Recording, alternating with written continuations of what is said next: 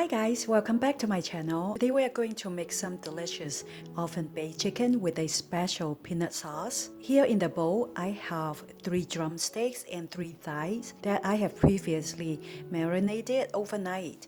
What I did is I put some seasoned salt, about 1 teaspoon, and half teaspoon of black pepper. I have also minced about a thumb size of ginger. I cover up everything and let it marinate overnight. And the next thing I'm going to do, have this transfer in a baking pan. I'm going to use my toaster oven again because it saves electricity and is convenient. These chicken pieces are ready to go into the oven. We are going to bake all this chicken at 400 degrees Fahrenheit for an hour. Okay, let's put it in. Set the timer for 1 hour and temperature 400 degrees. See you in an hour. Our chicken is almost done, so the next thing we need to do is to work on our spicy peanut sauce. What we have here is 1 whole serrano pepper, 3 cloves of garlic finely chopped, 1 small onion finely chopped also. I have been heating up this pot on medium-high heat, waiting for it to be warm enough, and I'm going to brown all this chili, garlic, and onion.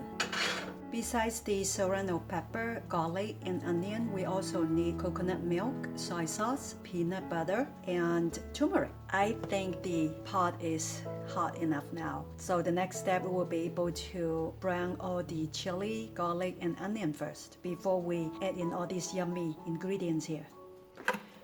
Okay, add in about 3 tablespoons of oil. Can use any type you want. The chili probably is going to make me choke.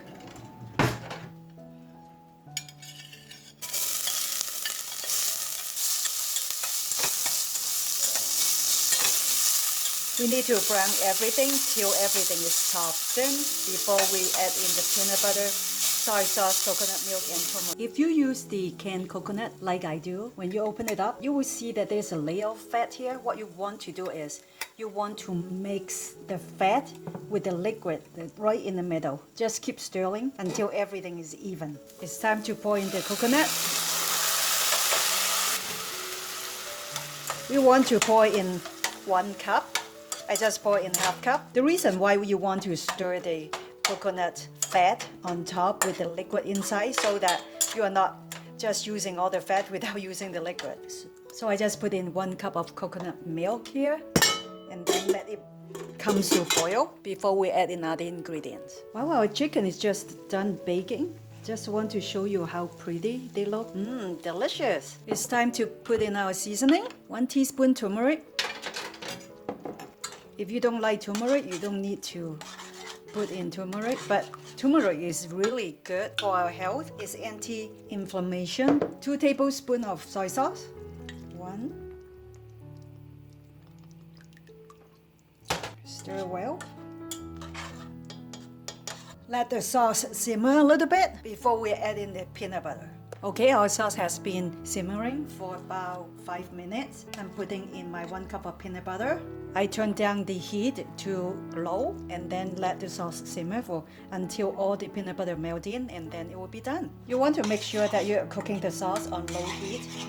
If not, it gets burned easily since it has a lot of fat in it with our coconut milk and peanut butter. This sauce looks really good. Smells fantastic. If you think the consistency of the sauce is a little bit too thick, you can add in a little bit more coconut milk.